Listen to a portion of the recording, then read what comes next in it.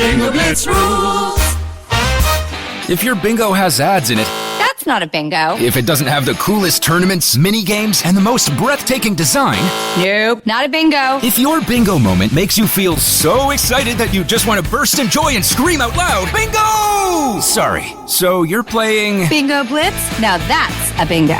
Go for a world of excitement with Bingo Blitz, the #1 free bingo game. Download Bingo Blitz and play for free. Now that's a bingo. Contained herein are the heresies of Radolf Buntwine, erstwhile monk turned traveling medical investigator. Join me as I study the secrets of the divine plagues and uncover the blasphemous truth that ours is not a loving God, and we are not its favored children. The heresies of Radolf Buntwine, wherever podcasts are available. What's up, everyone? It's Noah Daniels. Hey y'all, I'm JJ. Hey guys, it's Kat. And we're your hosts of the Real Hauntings podcast, where we bring on guests who share their first-hand encounter ghost stories and supernatural experiences. Now on to the trailer. I've been warned to not tell this story, but I think because of the way it ends, it's okay to tell this story, because some people say that with certain entities, to like speak of them or talk about them or in any way like portray them as powerful will attract them to other people. The creepiest thing about it to me is a lot of times it would wait for me to notice it. Like it would just lay its arm out like this, and then I'd be like, where is it? Where is it? And then I'd see it, and then it would just slither back.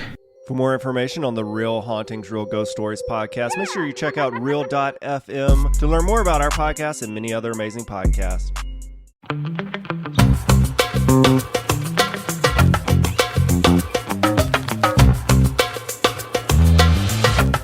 Hello, everybody, and welcome back to another episode of Don't Blame Me. Today, we have somebody, you've been requested. Did you know that? Oh, really? You have been requested. A lot. You have, like, a lot. Mm-hmm. Like, people are like, do you know who this is? I'm like, of course I know who this is. This is Katie Morton, everybody. But you also moderated a panel that I was on VidCon. Yes. Which was how I was introduced to you. And then I think a lot of the world, aka also my boyfriend, when I told him who was coming on the podcast today, was introduced to you through Shane Dawson's of course. Jake Paul series. Yes. And he was like, are you going to ask her about it? And I was like, I mean, maybe. I mean, but there's really not that much to say about it. Well, how was that experience for you?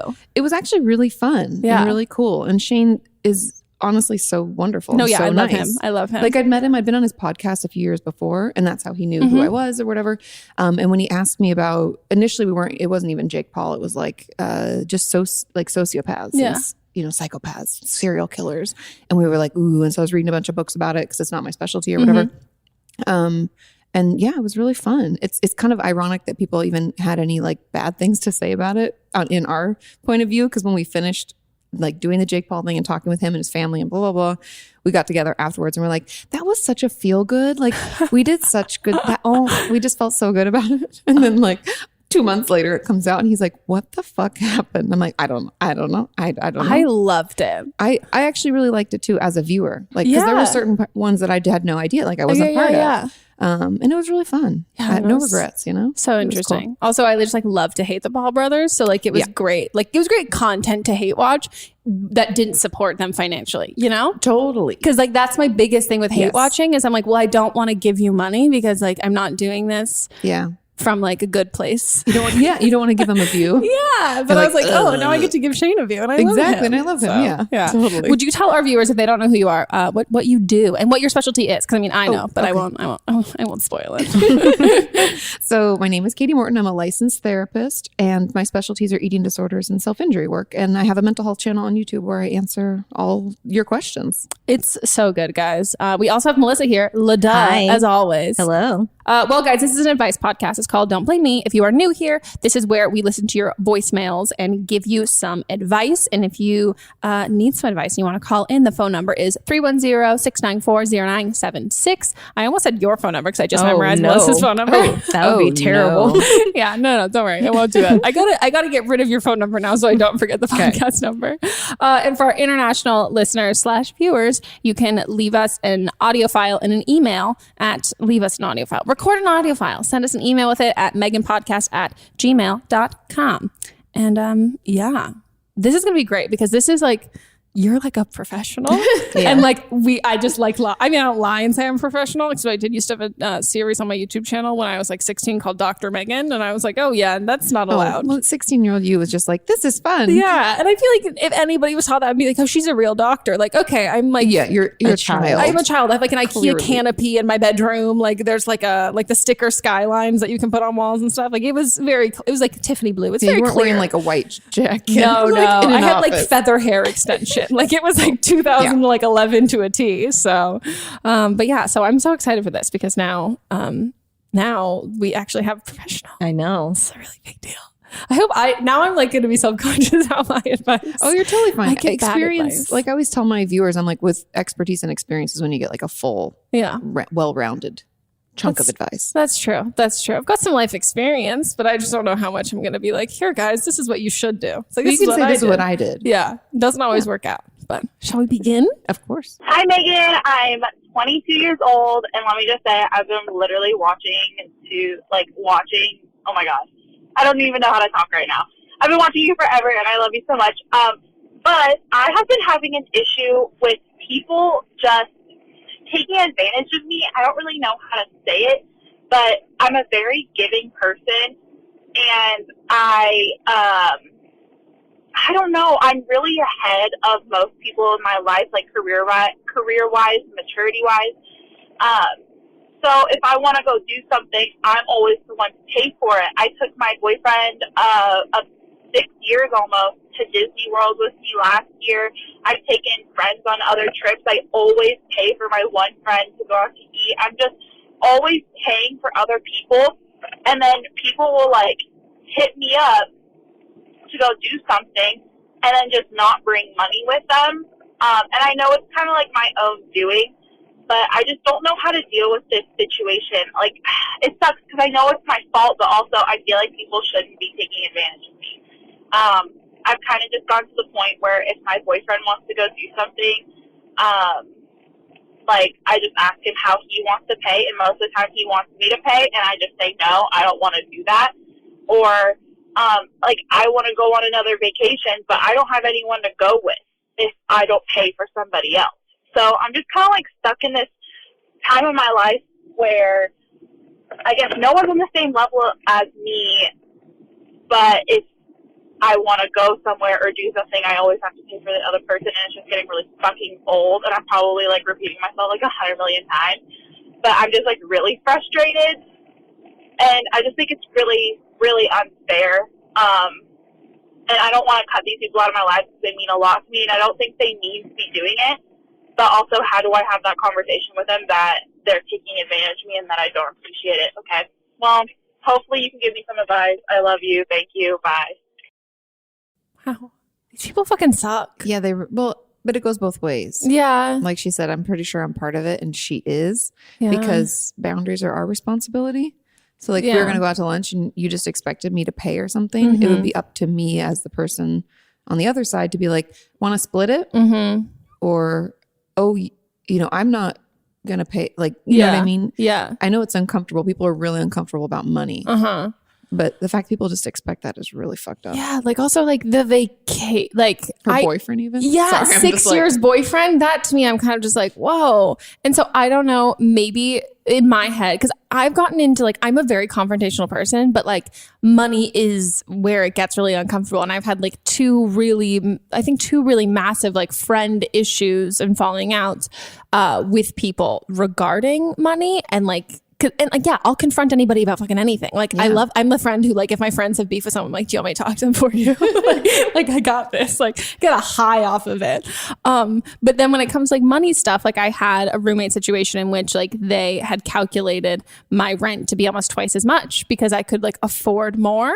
That's not how that works. Exactly. And so like that put me in like a really, and like it was the first time ever that I was like, oh, I don't know how to act with this, because like there is some sort of guilt I felt about making more money that I was like, oh, should I be doing this? But I'm like, but you didn't ask me. Like if you had asked me, it would have been different, as opposed to the assumption. Also, you don't just pay rent based on what you can pay. You split it according to the space that you occupy. Or if there's like a way of like my like boyfriend moved in with me and like my rent was more expensive than, and I moved in like and just living by myself and I was covering all the rent. So when he moved in, I was like, oh, you don't have to pay half. Like you wouldn't choose to live in like an expensive place as much as I like this. I'm like, so pay what you were paying at your last place. But like those conversations have to be had. I just feel like I think like you're right in the sense that like she needs to draw those boundaries, but at the same time, like how, I don't know, like as a friend, I would feel uncomfortable like taking advantage. Me too. That's why I think those people aren't very good friends. Or she's not willing to cut them off, which I totally understand because that's your friend group. What are you going to do? But I think there needs to be conversations, and I would probably tell her to practice ahead of time, because a lot of times we go into like confrontations if we're not into them, and then we like blank out. We're like, oh, I don't know.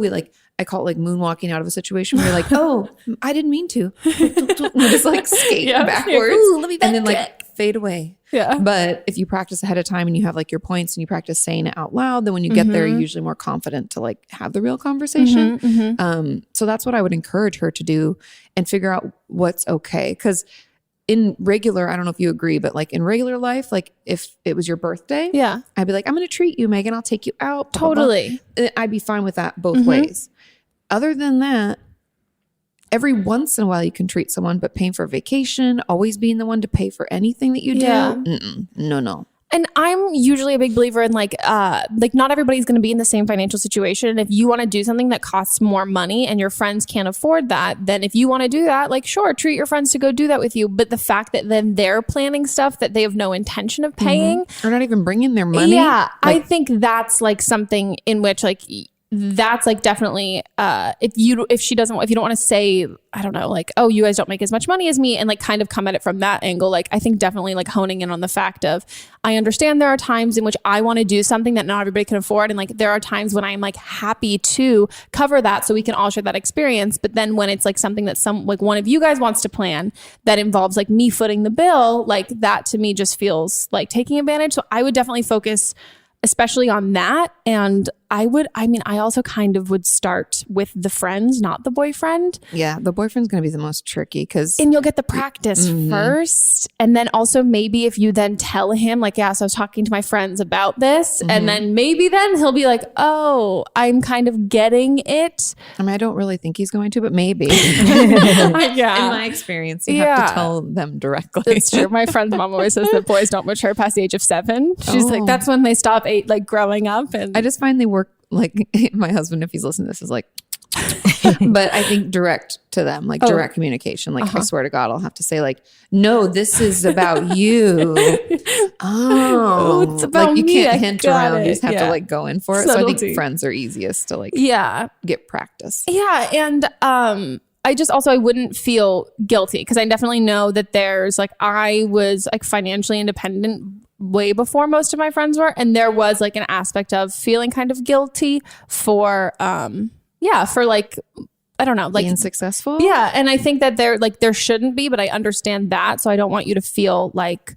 it's not an okay thing. And as much as like you kind of set a precedent, I think also your friends really took advantage of it in a way that I don't think like everybody naturally would. Yeah, because there's no way I'd let someone pay for stuff for me. My friends would never ever fucking let me do that. Like at all. Even when I paid for one of my girlfriends, she's had her birthday a few months ago, and I was like, oh, I'll get dinner. And she's like, no. And I was like, yes. Like that's a normal reaction.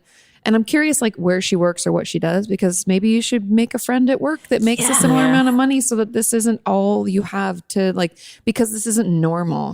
I feel like in a way, because this person might struggle with boundaries, they've found people who, take advantage of that. Yeah. And I don't really like it when I feel like someone's being exploited.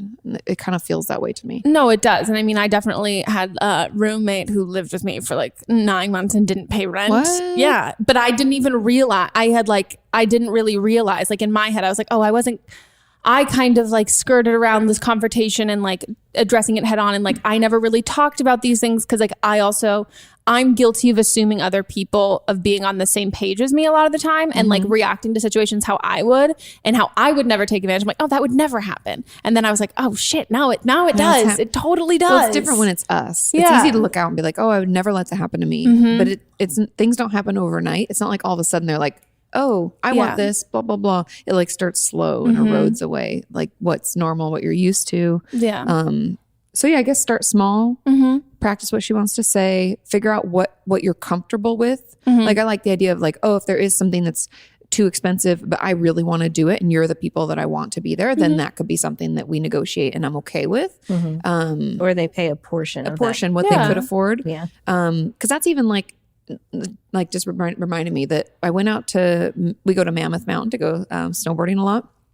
And I knew that not everybody could afford to pay the full amount of the condo we were renting. And so I just charged people like what we normally get because we wanted a nicer place. Yeah. And so I just charged them like the $110 a night that we normally pay, even though I was paying, let's say like $50 on top of that. But that made everybody happy. And I was happy to do it. It was my husband's 40th birthday. You know, like those are the things you kind of do. Yeah. And I would also say, I think like as much as you really want to preserve these like friendships, I think what's more important is setting the boundaries. And I think like if you start to sense that you kind of drawing this line has them pulling away, I think you need to let it happen because that's what happened with when I was like, oh, I'm going to be moving. And so with the person who lives there, I was like, oh, I'm going to be moving and I'm going to do it solo kind of thing. Like we stopped being friends. And immediately I was like, oh, okay. So like I was so worried about doing this. But then the second that I kind of like stood up for myself in the moment, I was like, it was so clear that I was trying to preserve a friendship that somebody else wasn't really trying to. And so I think like, don't try and back out of it because like I've also definitely been guilty of kind of sensing when somebody's pulling away from a friendship and then being like, oh, fully moonwalking out of it, being like, oh, I take it back. No, that's fine. Like, yeah, it's really okay. Whatever you can. So, because there will be like great people in your lives who won't kind of do that.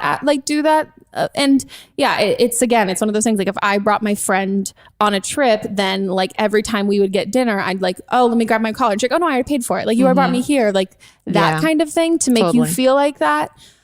I definitely think you got to have those real conversations. Yeah. And I think on like another side note that just made me think of something that I talk about a lot on my channel and with my patients is talking positively to yourself to build up your own confidence, because I think getting taken advantage of usually comes from a place of I'm not worthy or I can give this to them and that's why they like me and that's the only reason. And if that is the only reason, you deserve better. Yeah. So like if they start to pull away, that is a good thing because that means they're shitty friends. Yeah. And they're not really friends. They're just users and they'll move on to someone else they can mooch off of. And so it'll be a good, not a test because I don't really like the thought of testing, but it'll just be a litmus test that you're just putting out there, a healthy boundary, and we'll see if they can deal. Yeah. And there will be people who can. I definitely have like the greatest friends ever now. And I'm like, what the fuck did I do all that shit for? And I feel like that's what your 20s are for. It's just like ridding yourself of people who no longer like are with you. Oh, cool. I've got 5 more years, just like Marie Kondoing everybody. Like you don't bring me joy. You don't spark joy. I know.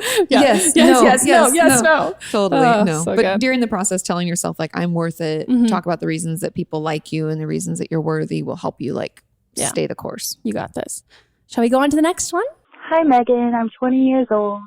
A couple months ago, me and my boyfriend broke up, and I was really sad about it because I thought he was like the love of my life.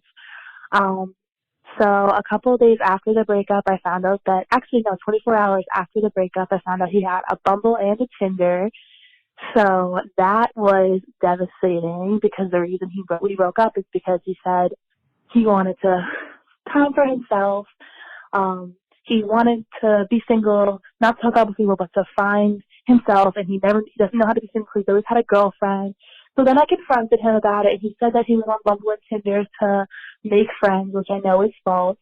So I just want to know your advice on it, and I'm trying to see people again, and it's hard for me to trust people because he told me he loved me. Our 6 months was 4 days before we broke up, and he said he was excited for the future, and I just can't believe he would move on that quick, and I just need advice about that and advice for guys in the future and any positivity you have.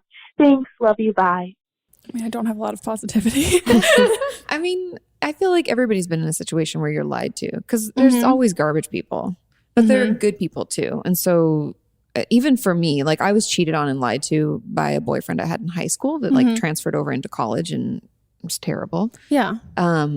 But I definitely like went through this phase where I was like, fuck everybody, guys are terrible, bah, you know?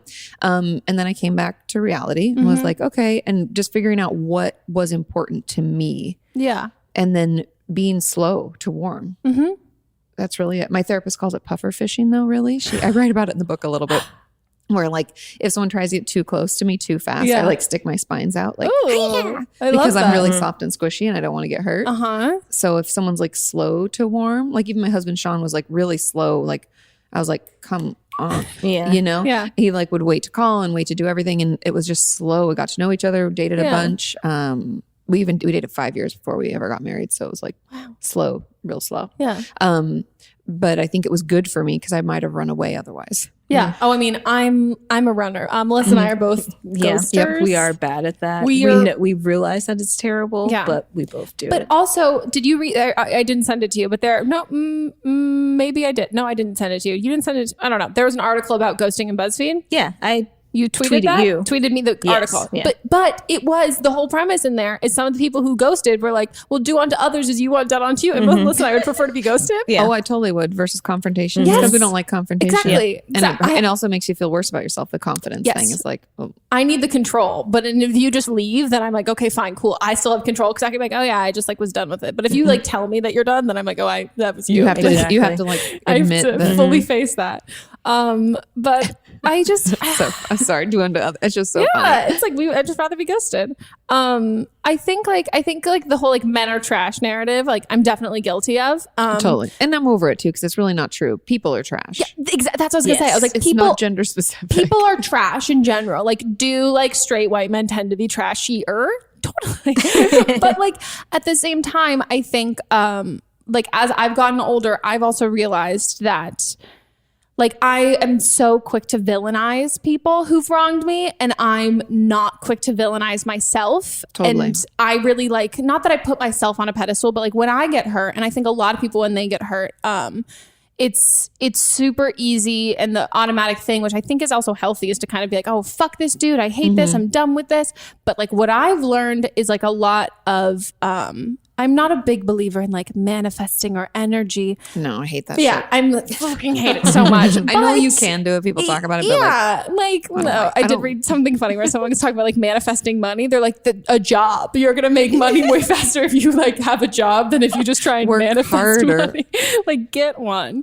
But like I'm also know that like when I get into kind of shitty relationships, like that's also on me. Like I'm not totally like innocent in that. And like as I've gotten older, I can recognize like guys that I've dated before that were really toxic and unhealthy, and like the fact that like there were traits now that there's not even a way I could spin it that I like that would make it positive, that I was like, no, I was seeking that. Like I was seeking that kind of like struggle love kind of thing. And I think like when we like sometimes you can feel really blindsided by something, and like you're saying that like you're blindsided because he said he told you he loved you and all of those kinds of things.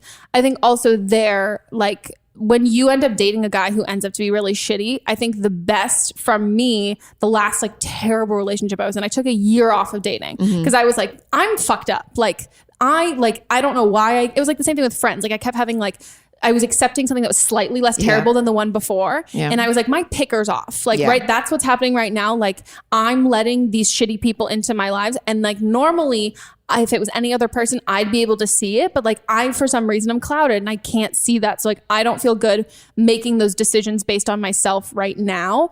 And from there, I'm exactly the same way, like puffer fishing. Like I like tried to ghost my current boyfriend. Like he was like, no. And I was like, I'm out of town. He's like, no, you're not. Like, I know you're like, I literally have like your calendar still on my phone because we had worked together. And he's like, no, you're in town. I like see this, like you're with your friends. It's on Instagram. And I was like, oh, weird. Our life is online. That's so I was like, shit.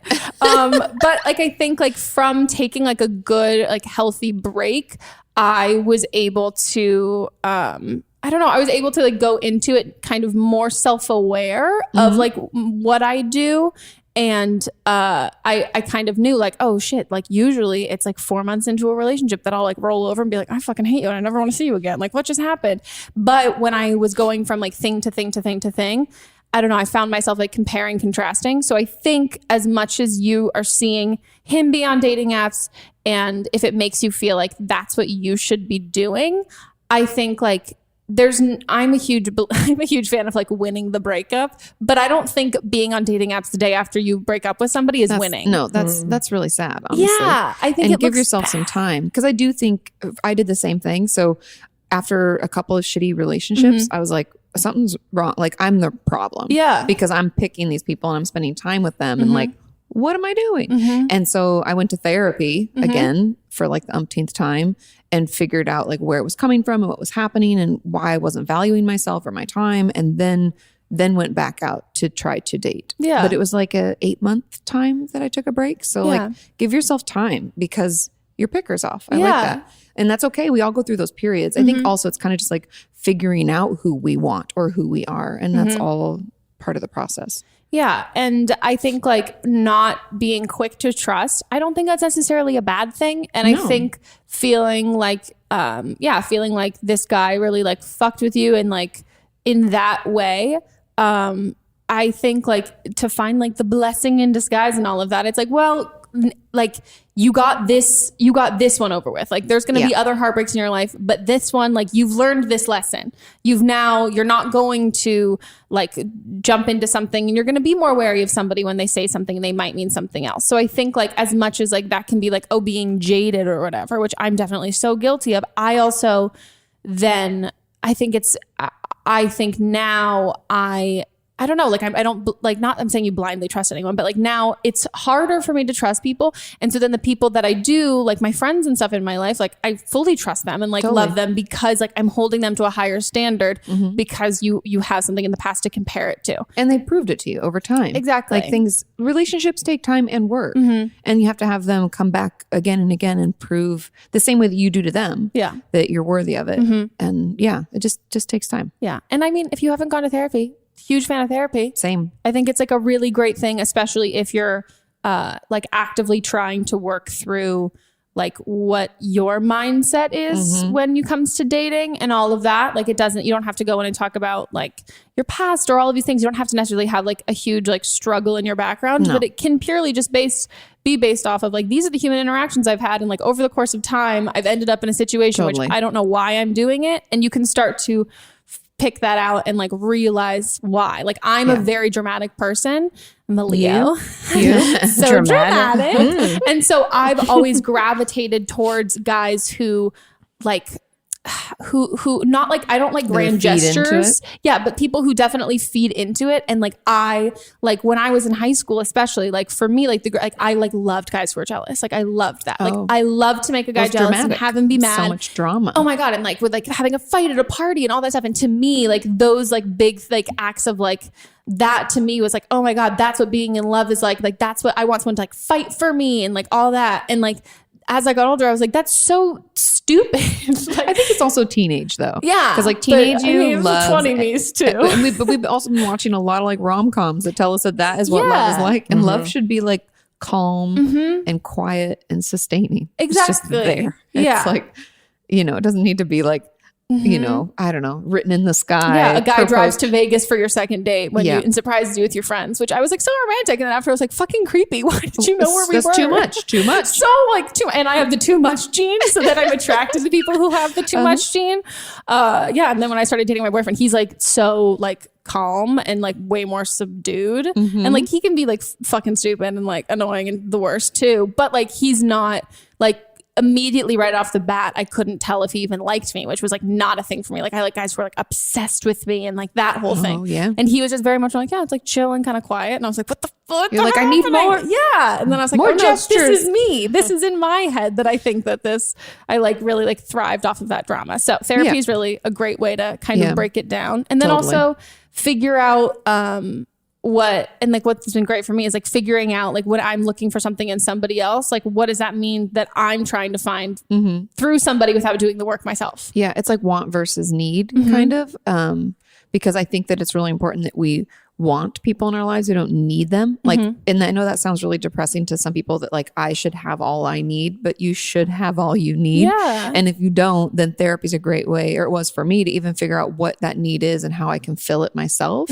with things that I do for myself. Because we have to care for ourselves. And then you look for someone else that you just want them around because they're awesome and they're nice and you love them. Yeah, exactly.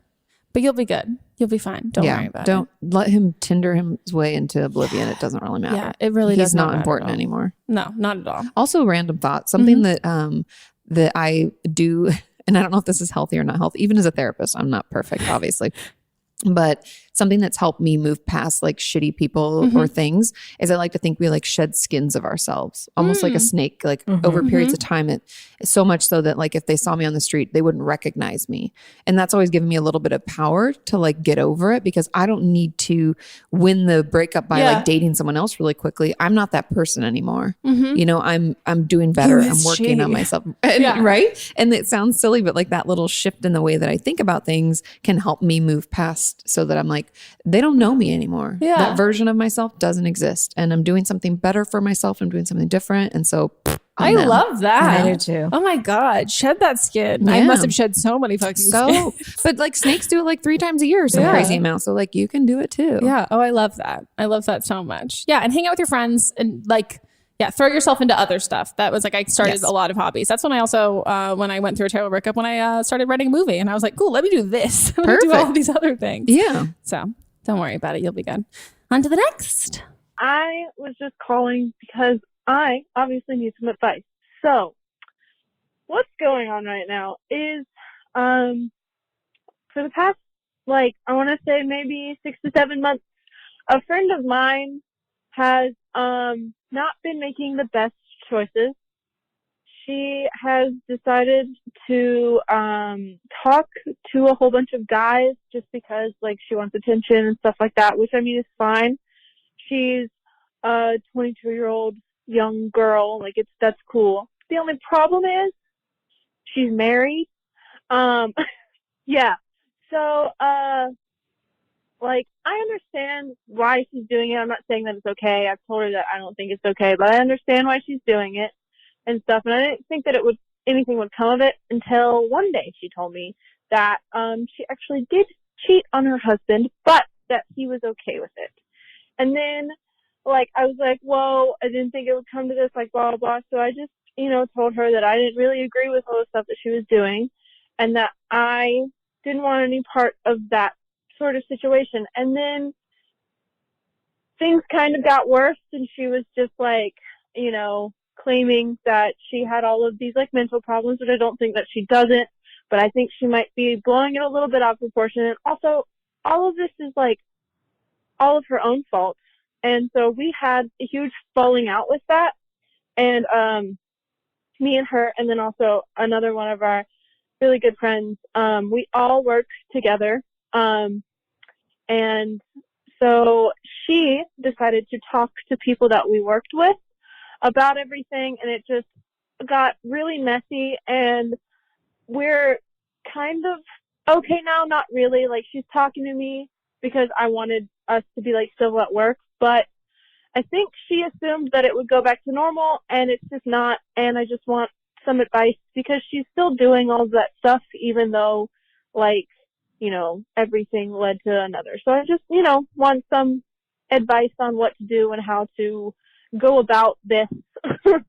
One thing I've learned from this podcast is people get married young places. Yeah, I was like 22. I was like, I was like blindsided by that information. No, I grew up in a really small town. So like my friends had kids by the time they were 22. Wow. It's crazy. Well, most of my LA friends are single. It's mine too. Or they're just married and they're like, I don't know what I'm doing. Exactly. It's awesome. Yeah.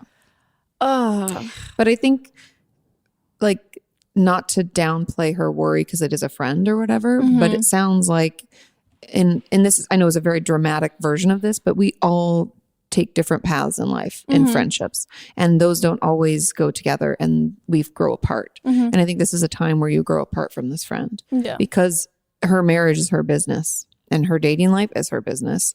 And the sooner we can all recognize that and not really get involved, because you said, I don't agree with this. And that's all you really have to say. I don't agree with this. I don't want to be a part of it. Like, don't involve me. Like, I had a friend once, we're not friends anymore, obviously. Be like, oh yeah, we want to go out like out to dinner and then go out to dance and da-da-da. I was like 20, maybe 23, 24. I think I just started dating Sean, my husband. And she was dating someone else we knew. And that wasn't who she brought. Oh God. And then afterwards I was like, I don't want to be invited to stuff like this. Yeah. So if I show up and it's not who I think it is, we're going to leave. And we just slowly grew apart after that. Well, because you feel like an accomplice in something that you're not okay with. And totally. It's also, I mean, if any of my friends, this was a situation, like I've had friends who've like over the years who've like cheated on partners and all that stuff. Same. And like, I've made my stance like really clear of being like, okay, well, if you want to be with this person, then you need to make that right. But like, if this is going to be something that you're doing, like I, as a friend, think that you're better than that. And if you're not, I know this doesn't have to do with me, but like, I don't want to be friends with someone who can make those choices. Totally. It's like they're showing their true colors. Yeah. So I don't think like as much as it totally is your friend's business.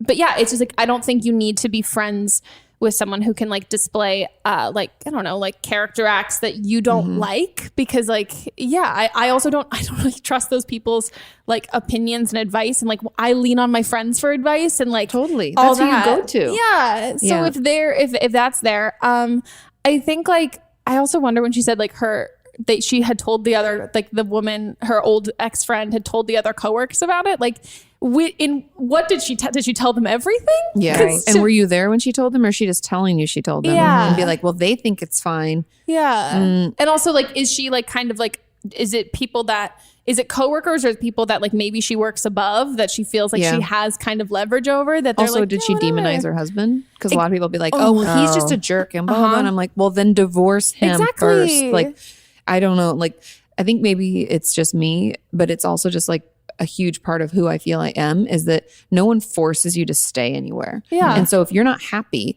and you have tried to communicate that or you've tried to work on it, because I believe in the sanctity of marriage. You don't have to get married. Totally. So if you are, fucking be in it. And if you're not, then get out. Yeah. And I know that like that's way more simple than it is, like, because it's logistically like I'm sure terrible, but do that. Yeah, I think it's better to go through like a fuck ton of logistics and paperwork than to kind of like compromise like basic morals. Yeah, and then you're like, I don't know. I always worry, like, think about the other person. Yeah. In any situation, if someone's being cheated in any way, it's like that is not good, and that makes that person look terrible. And so I don't really think this person is someone you want in your life. Yeah, and I think being civil with them at work and wanting that and kind of like trying to bridge that gap, I think that's like a very like mature thing for you to do. But I don't, from what you're saying, I don't see her matching that. No. Like I think you're trying to come at this in like a very mature way of being able to not have drama at work, but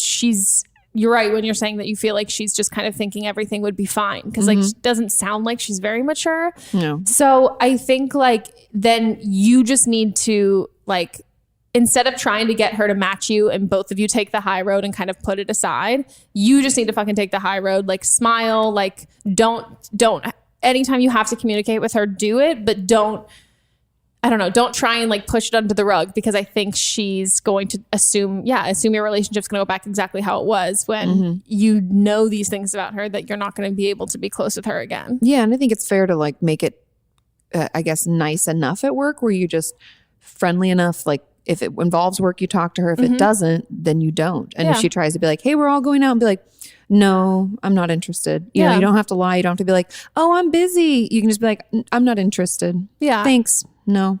And I think also the other people, if you feel like you're like the only one on that side, you know them. Like, I think she's selectively telling other people like different, like just parts of the story or demonizing him or anything like that. So just know that even if it's you kind of taking a stand and you might look not like the bitch, but you kind of might look like the person who's you're the tougher one, I guess. Then know that once people start to see her side of it more, you're probably going to find other people who are on your side. And if you guys have to communicate at work, maybe there's a way where you don't do it solo. Like maybe there's like a third, like someone else that you work with that you like, someone else is CC'd on email. Like, so you can really make it, there's somebody else to hold you guys accountable for being keeping it professional. Yeah. Or like bringing things up when you're in groups at work. Like, oh, this is like, I'm going to come into her office when I know there's like other people in there. Yeah. Some things so you can kind of keep that buffering.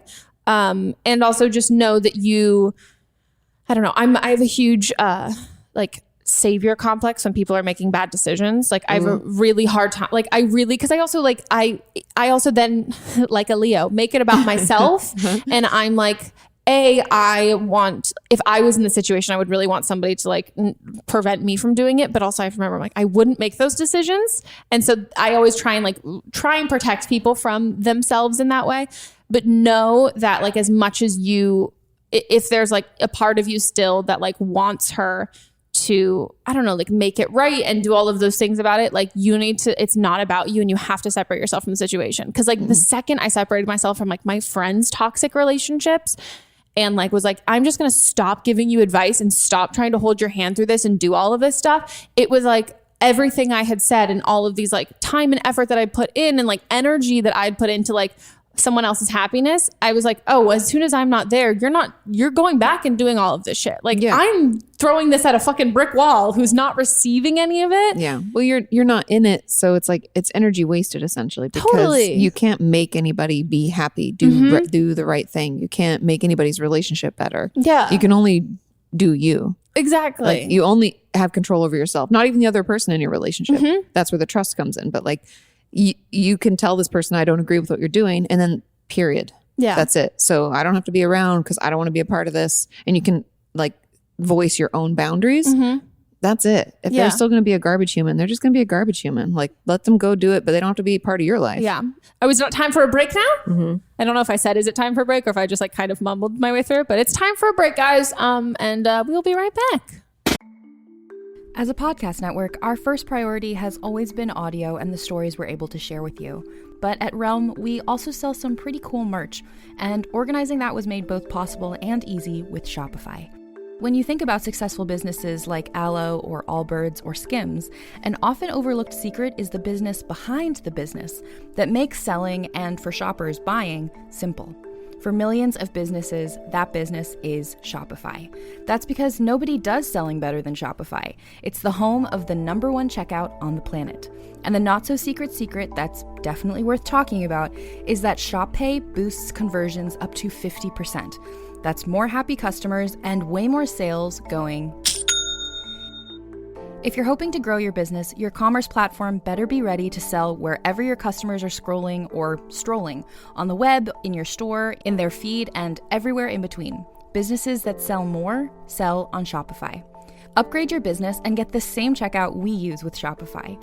Sign up for your $1 per month trial period at shopify.com/realm, all lowercase. Go to shopify.com/realm to upgrade your selling today. Shopify.com/realm.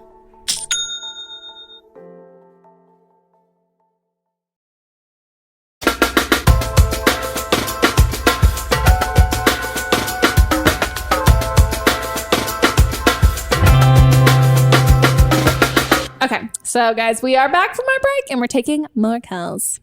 I'm 23 years old and I recently found out that one of my, I'm going to say coworkers because that's how I met her, but all of my coworkers, like, we're really, really close. We work in retail, like a little boutique down in Georgia, and we're super, super close.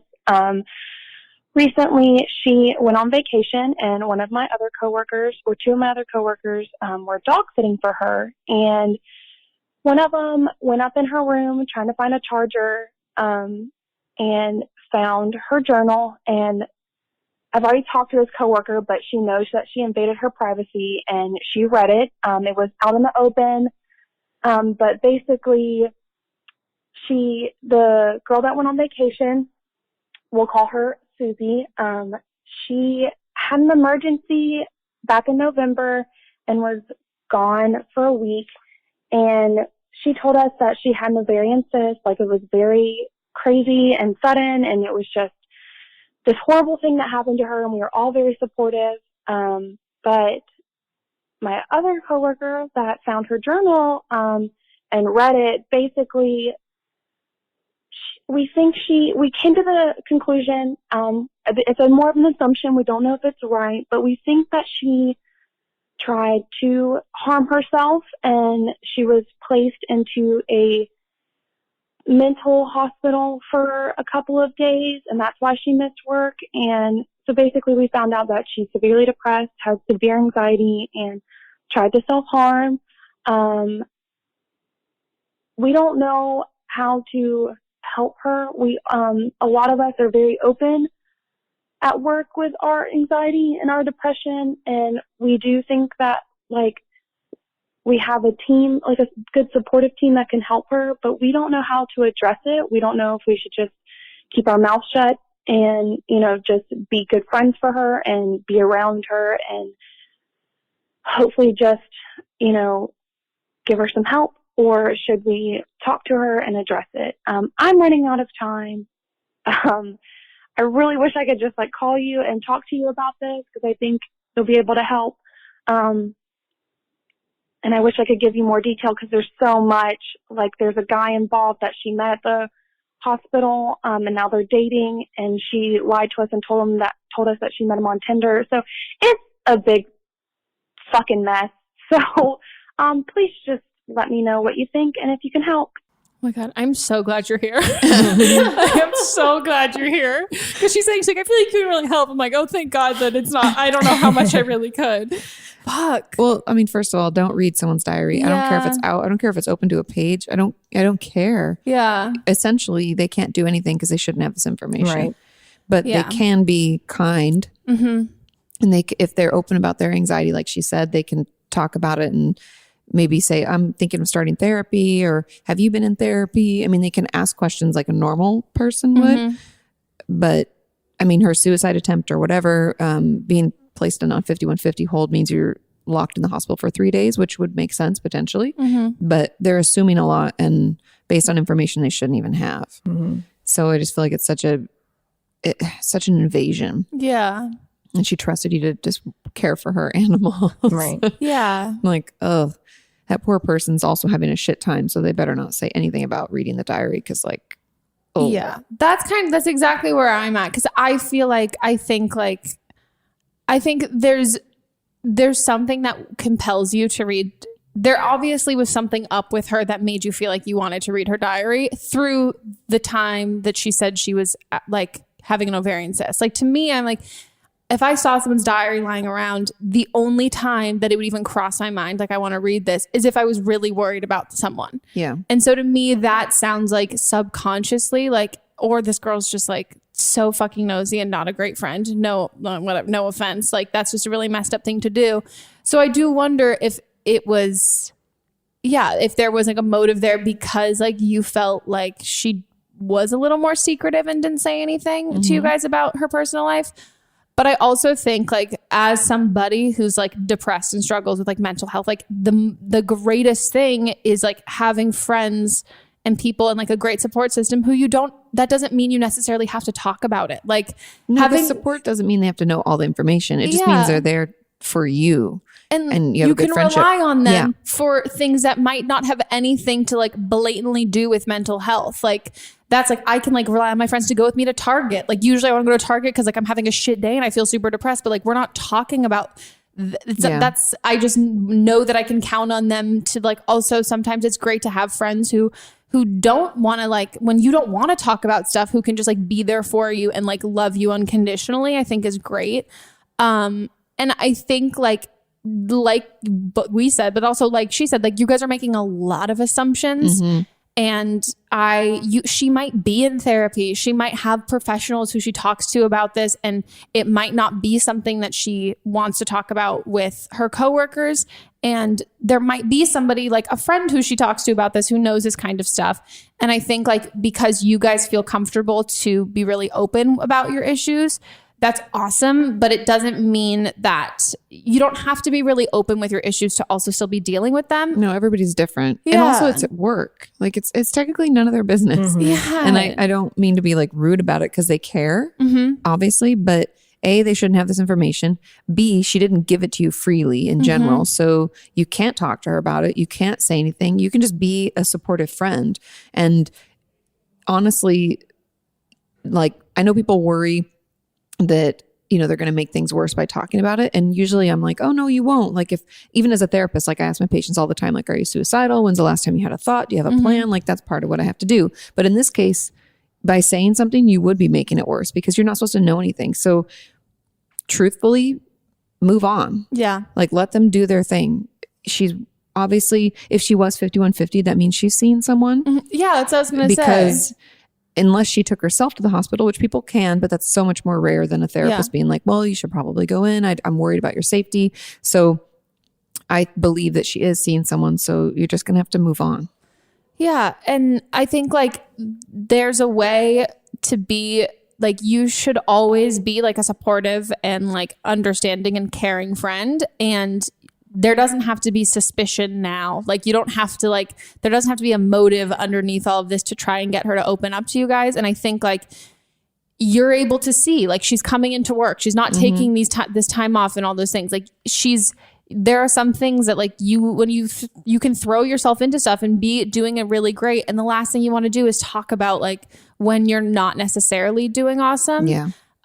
So I think you guys need to like, don't bring it up to her. Don't change how you act around her. Don't try and like overshare your stories to try and get it out of her because then she'll she'll and if she wanted to open up, she would. Yeah. And like she's dating a guy you think she met in the hospital. So what? Yeah. I mean, truthfully, on the like therapist side, that's not supposed to happen. And I'm sure her therapist is saying things like, do you think this is healthy? And if you're both having a really hard time, like, you know, do you think that's the best time to start a relationship? Like, I'm sure all that stuff is coming up, but that's not your job. Yeah, it's not at all. And I think if you care about somebody like this should be just be the same kind of friends you've been. And also don't fucking talk about it with each other anymore. Yeah, no, I was going to say that too. Stop gossiping about it. Yeah. Because they're doing a lot of speculating too, because they don't know exactly what happened. And if anything, you're just going to then, even if you don't bring it up to her, but you guys keep talking about it, she's going to catch on to the fact that everybody else has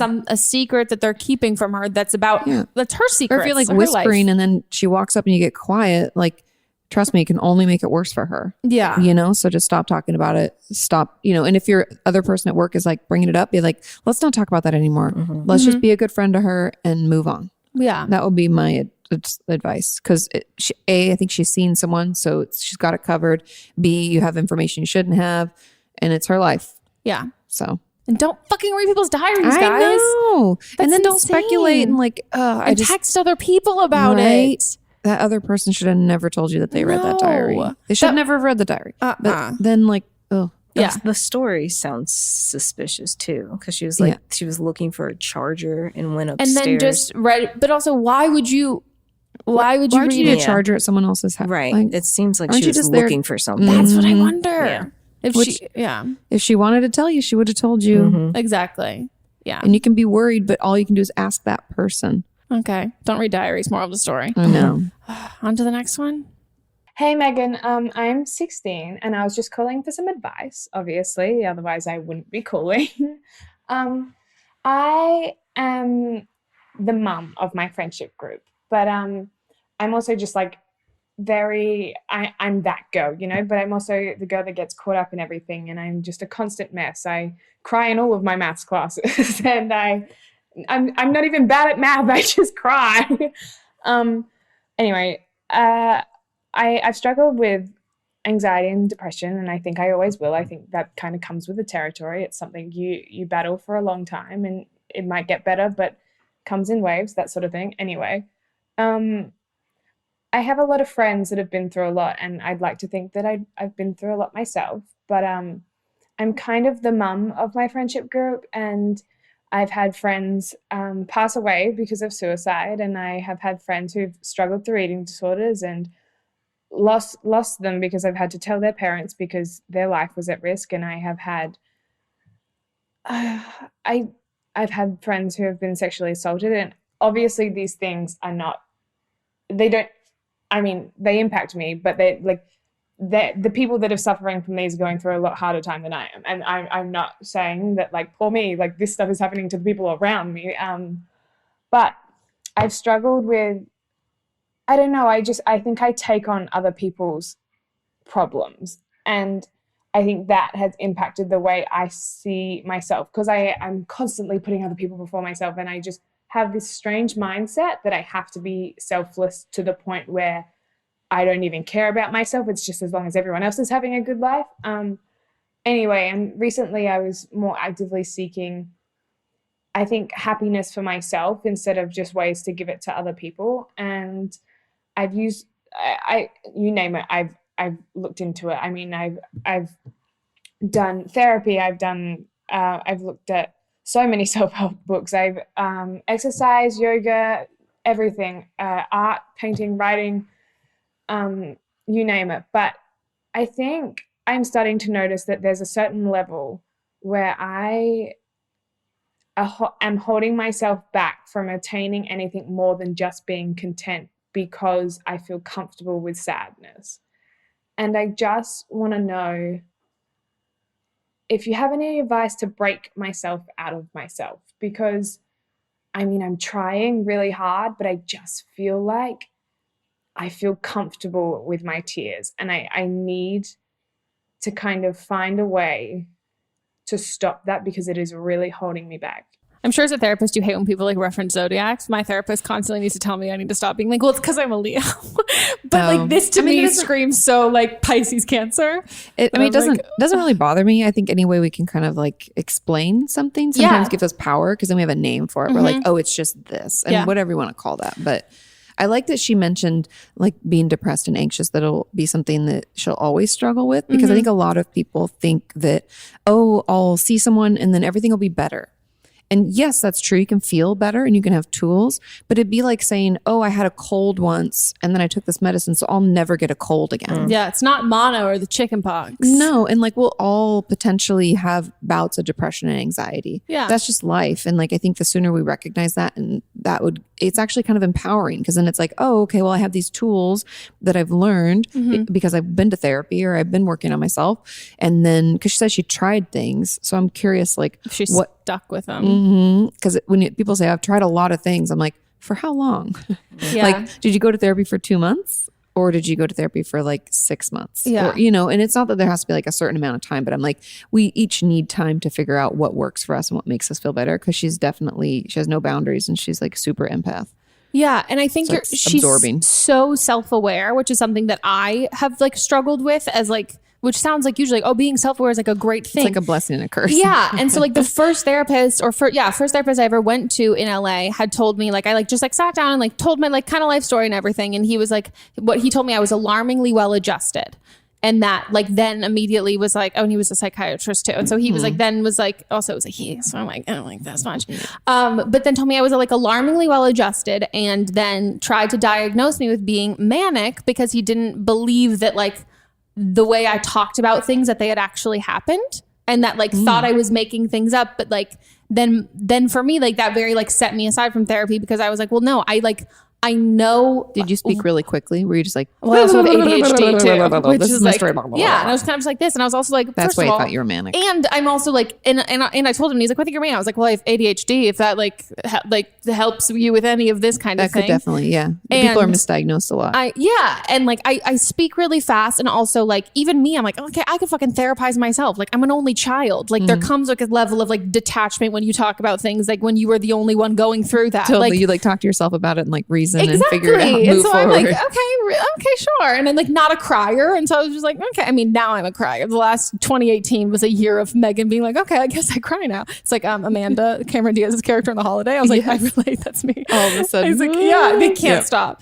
But then it took me, like when I started going to the therapist that I go to now, that was one of the first things that she, even before I could say it, that she said about me, that she was like, I think like you, like we're going to do therapy, like a little, like we're going to really focus on tools with you in therapy, because you know, like why you feel a certain way. Yeah. You can rationalize the fact that like that's not real, and like that it is in your head, and you also know what made you feel this way and what you can tie this back to and all of that. And she's like, so like that's like you've done so much of the hard work in your own head. Yeah. So now we're going to focus on the tools that you can do to like healthy ways of like coping with this kind of stuff and like those sort of feelings and things like that, which was like, to me, I was like, oh, okay. Like this isn't like, I'm not a candidate. But then I'd also say, exactly like you were saying about like how long do you try it out? The first time I went to therapy, I stopped as soon as I felt better. And I then felt shit again. I was like, oh God. And then it happened, this like on again, off again thing. And my friends and I, who most of my friends all go to therapy, we've talked about, we're like, oh no, like the worst therapy / best therapy sessions when you go and be like, everything's great. Like everything's fine. And you come out like, exactly. Yeah. So like, I think there's something like to be said about, like if you're comfortable feeling like this kind of like you're comfortable in the sort of like sadness and stuff, I think can be really like, I think there's a lot of, I don't want to say it's like trendy because I don't think it's necessarily trendy, but like I think there are some people who are kind of just more, have you seen Inside Out, like more comfortable in like just like Eeyore, like a little also sadness. like I think we get comfortable because it's what we know. Like I talk to my eating disorder patients about this all the time. I'm like, you know what your eating disorder is going to ask of you. You know what it wants. You know that voice. It's very comfortable. If I do this behavior, I know exactly how I'm going to feel. Yeah. But you know what's uncomfortable? Happiness, excitement. It's unknown, and unknown's always scary. Yeah. And doing something that's different is always scary. So it's like in the same way we learned this unhealthy, comfortable feeling, we're going to have to learn a new healthy feeling that's going to be uncomfortable. Yeah. That and so just like sitting in it and being like, this is new, I'm not sure, doesn't mean that you can only feel sad. It's just like not to get too therapist-y / sciencey on you, but like our brains, the way that they can change is called neuroplasticity. That's how brains change and grow.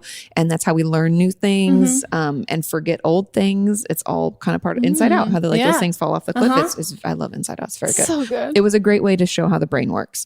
And so when we're putting together a new marble, let's say we're learning something new, it's a new memory, it's a new thing. It has to fight, like when they roll it down those things to file it away, imagine that it has to create a new one because that thing you're learning doesn't have a pathway yet. But the old way is right there and it can like veer off and go phew, so fast, right? So it's like that same reason that like when we're trying to learn to communicate in a new way, we have to go slow because we're like building a new pathway. Our brain's like, I don't do it this way. I get angry and throw a tantrum. I want to get angry, throw a tantrum, and it keeps trying to like branch us off. And we're like, no, we're trying to roll our marble and make a new path. And it just takes a little bit longer. But before you know it, if we keep working on that path will be the fast path that our brain's like, no, but I want to talk about it. Yeah. I need to tell them how I feel versus I want to be angry and throw a tantrum. Does that make sense? Yeah, no, that makes so much sense. It also is kind of like, I'm also guilty of like the devil you know is better than the one you don't. And so I think like while it might be feeling like, oh, I'm comfortable in this way, I think you're right. It's not necessary. It's just, you know, the outcome of this. And like, it's the same. I like ghosting people. Like I'd rather have control of the narrative. Know how that feels. Yeah. Than give somebody else and then do something that I don't necessarily know how it's going to end up. Yeah. And like, you can get comfortable in like, and also like when you struggle with depression and things like that, like you can get comfortable in knowing like the kinds of sadness that you have. And then like if you put yourself out there in a different way, you're like, oh, well, I don't know what that result's going to be. And that might scare me because I know how to handle like this aspect of it. Totally. But I think like being the mom to the group to like address that part, I think there's like I have a fucking podcast where I give people advice. Like I understand you are the mom of your group. Yeah, like I like being that for people. But I think you need that too. Like you can't be that for everybody if you're not getting it in return. So like totally you have to mother yourself. Yeah. And my friends and I always like joke that we take turns talking each other off of ledges, but like there's so much give and take there. There are sometimes like when the other, like I'm needing that and then they need that more, but there is that give and take.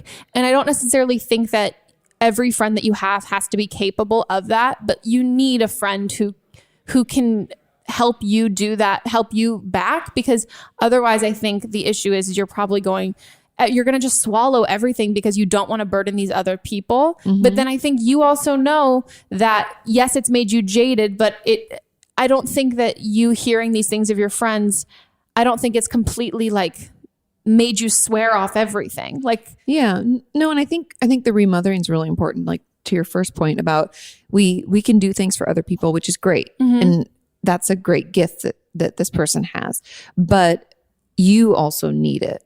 And we can't pour from a pitcher that's not full. So if we're trying to give everybody advice and we don't give anything back to ourselves, we can't keep doing that.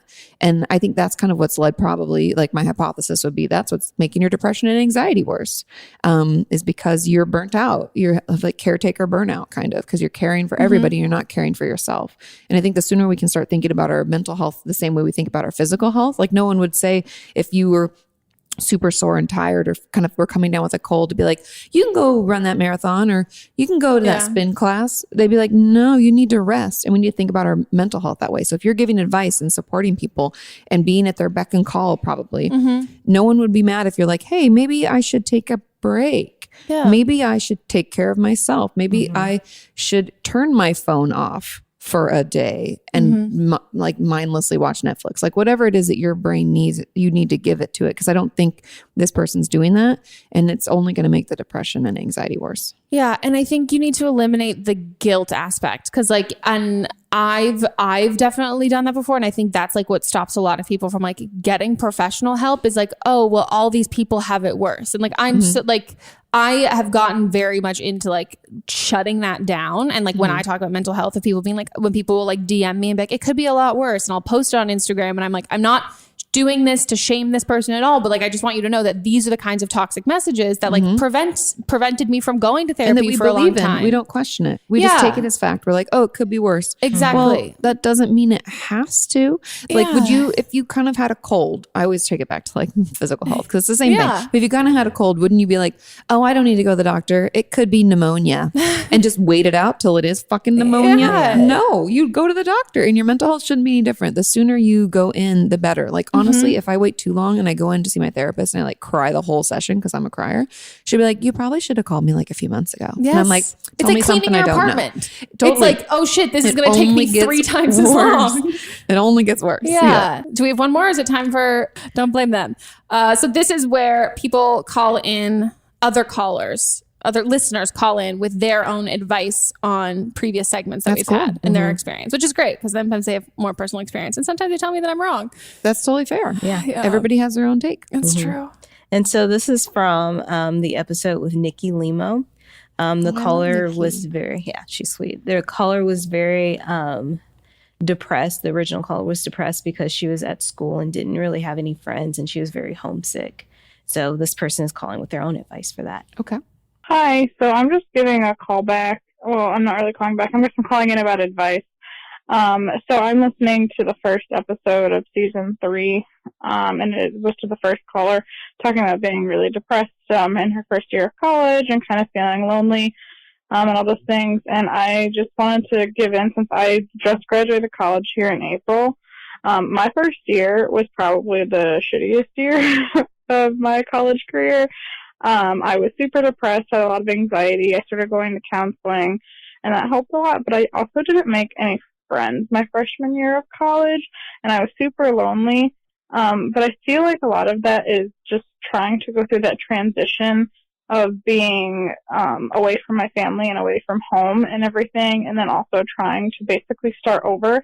And I feel like that's what a lot of that first year anxiety and things are. Like, I honestly don't think many people in their freshman year of college honestly have that great of a time, unless maybe they're in sororities and stuff. But even then, I don't really know because I can't speak on that. I wasn't ever a part of those. So I just want to say maybe give it another year. And if it's depression that, is something that's holding you back, is, go see a counselor, go talk to somebody. Because if I were to have left the college I went to, I wouldn't have ever made the friends that I did make in my later years, especially once I got into my program and with the people in my cohort. And now I have like the 3 best friends that like I could ever ask for. And like, we're still friends, even though like I moved to a whole different state and everything.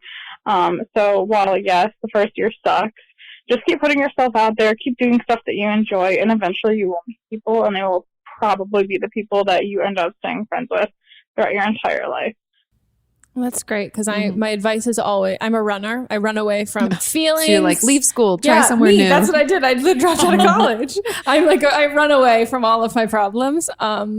I just like throw a snarky response and I'm like, fuck you, I'm out. You never knew me anyway. Literally, it's just like a mic drop and leave everywhere I go. So this is great. Yeah. Because I don't think this is what I think Nikki dropped out of college too, didn't she? I think both of us did that. But I also, I don't want to harbor on what her and I probably said in that. But I think it's great. I think there's a really great way. Yeah, talking to a counselor would be a really great way to understand if what you're feeling is. And yeah, I think with the word anxiety in general has become so much like, do you feel anxious in the situation, or do you have like clinical anxiety for something that you're spiraling in something that's not necessarily a way everybody else's mind would naturally go. And I think times of change in general can be really hard to figure out if this is like, am I feeling how everybody else is feeling, or if it's not. So I think talking with a counselor at school would be for anyone who's dealing with this, would be a really good way to understand it if you can't figure that out on your own. Yeah. And I think like times of transition are always hard. So the first of anything is going to be uncomfortable. And I didn't know anybody when I went away to college. But I did join a sorority of all things. And it was really helpful, but it got me involved, and then I got to meet other people. And so just giving yourself the time to transition and to figure out who you are and what you want, and know that wherever you go, there you are. So even if you leave the same, you're not going to go anywhere where it makes it better. It's just going to be you again being like, fuck, here I am again. Yeah. It's like every time you're just like run into a wall over and over. And so it's best, like the person said, that's why that was really great advice for her to be like, no, I stuck it out and it actually turned out okay. Yeah. Because it does. If we stick things out, that's always when we grow the most. When we're like, oh, wow, yeah, that was shitty, but like, wow, it was good. Yeah. Yeah. No, I mean, exactly what you said though, about like, you can take yourself out of the situation. And like when I left college, that's like the first time I was diagnosed with like situational and clinical depression. They're like, well, situational, like this is why you had to leave college, and you were like, I can't stay here, I have to leave. But like then I was like, why don't I feel totally better? And that's like when people call in and talk about like, oh, I'm gonna drop out of college just like you did. I'm like, it wasn't this like wonderful empowering moment, it was like a self-preservation thing. But yeah, no, I think there's a lot to be said about knowing your limits, and then also really knowing what your real limits are. Cause like I'm quick to run away from stuff, and there's some things that like I'm glad I've done, but then there's other things where I'm like, damn, I wish I kind of had stuck certain things out, not college, but like there's certain things that I definitely wish I had, because I think it put me out of my comfort zone in a way that I don't like being uncomfortable. But then I think there's ways that you can really like grow from that. And if you're feeling like lost with it, I think it's a good thing to have someone to talk to about it. And like, and a therapist can challenge you to be like, oh, is this like a real thing that's going on that is you need to leave? Or is this you running away from your problems? And like a school counselor, I'm sure they talk, like that's probably a huge majority of the people that they see are freshmen. So that's such a good like gauge of, oh, is this how everybody else is feeling? Because like we said, like the validation of how you feel in certain situations, that can be the most productive, I find, of being like, if I know that like I'm not crazy, sometimes I'm like, okay, cool, then I can deal with this. But I just I was spending all this mind like space and like energy like trying to see if I was right or anything like that. Then someone else can be like, oh no, you're cool. You're like, oh, okay, you feel that way too. I can go on, move on with my day. Because there's a ton of people that are freshmen in college that are like, what am I doing? I don't even know what I want to be. They're telling me to declare a major. I don't know what and that's normal. And no one's supposed to know what the fuck they want to do at 18. Just like give yourself some space, but also stay in school. Because, I feel like everybody needs a BA these days for anything. Yeah. Other than like what we Acting. do. Well, yeah, but that's fair. Like know what you want to do. And it's not required, but like stay in school, kids. Yeah, stay in school.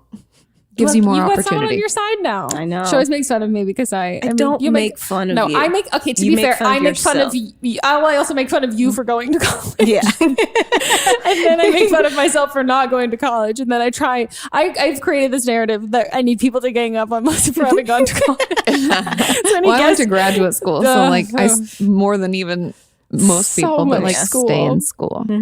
Because you get paid more even. If any job you start, you get paid more out the gate. That's true. And then you have more opportunity because like how many times people go and they're like, oh, it's required that you have this degree or this stuff. So that's it for our episode. Thank you so much, Kate, for being here. Thanks for having me. We have to have you back. We have to save all of the questions that I'm like, I can't answer this. We need your help. Yeah, I'd love to. Well, where can people check you out on the internet and get your book too? Oh yeah, my book is available on Amazon, Barnes & Noble, anywhere books are sold. It's called Are You Okay? And it's by me, Katie Morton. And you can find me online, Katie Morton, anything, just Morton like the steakhouse. Easy peasy across all socials. I love it. If you guys want to call in for a future episode, again, the number is 310-694-0976. Still did not do Melissa's number. Great. And for our international listeners, you can send us an audio message at meghanpodcast@gmail.com. If you are looking for other ways to digest this episode, and you listen to it, we have the video up on YouTube now. And if you are watching on YouTube and you're like, oh, I want to get notifications to my phone the second that it goes up, because the YouTube video goes up when Megan wakes up versus like an automatic thing. So you're going to be the very first. You can listen in the Apple Podcast app. We are also on Stitcher Premium ad-free and SoundCloud. But if you go to don'tblameme.show, you can do all of that and follow us on Instagram at don'tblamemepod. And with something like 5 million podcasts, finding a really good one can take a ton of time. So let me recommend one. It's called Something You Should Know. I'm the host, Mike Carruthers, and in each episode, we discuss topics that can be really helpful, like how to read people better, the psychology of crowds, or fun things like the story of Legos, or why you probably wouldn't be here if it weren't for horses. Something You Should Know is the name of it, wherever you get your podcasts. see you guys next week. Goodbye. Bye.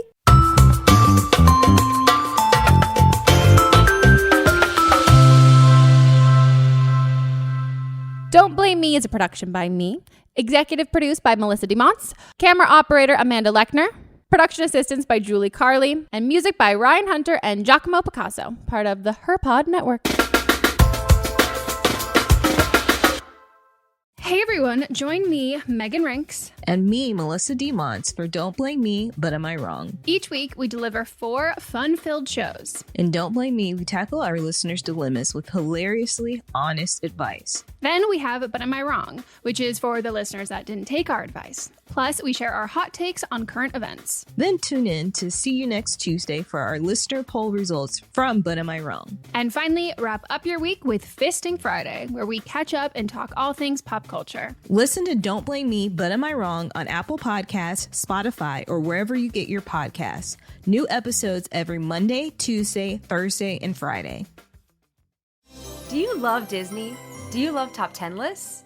Then you are going to love our hit podcast, Disney Countdown. I'm Megan, the Magical Millennial. And I'm the Dapper Danielle. On every episode of our fun and family-friendly show, we count down our top 10 lists of all things Disney. The parks, the movies, the music, the food, the lore. There is nothing we don't cover on our show. We are famous for rabbit holes, Disney-themed games, and fun facts you didn't know you needed. I had Danielle and Megan record some answers to seemingly meaningless questions. I asked Danielle, what insect song is typically higher pitched in hotter temperatures and lower pitched in cooler temperatures? You got this. No, I didn't. Don't believe that. About a wish coming true? Well, I didn't either. Of course, I'm just a cicada. I'm crying. I'm so sorry. You win that one. So if you're looking for a healthy dose of Disney magic, check out Disney Countdown wherever you get your podcasts. Hi, I'm Jennifer, a founder of the Go Kid Go Network. At Go Kid Go, putting kids first is at the heart of every show that we produce. That's why we're so excited to introduce a brand new show to our network called The Search for the Silver Lining, a fantasy adventure series about a spirited young girl named Isla who time travels to the mythical land of Camelot. Look for The Search for the Silver Lining on Spotify, Apple, or wherever you get your podcasts.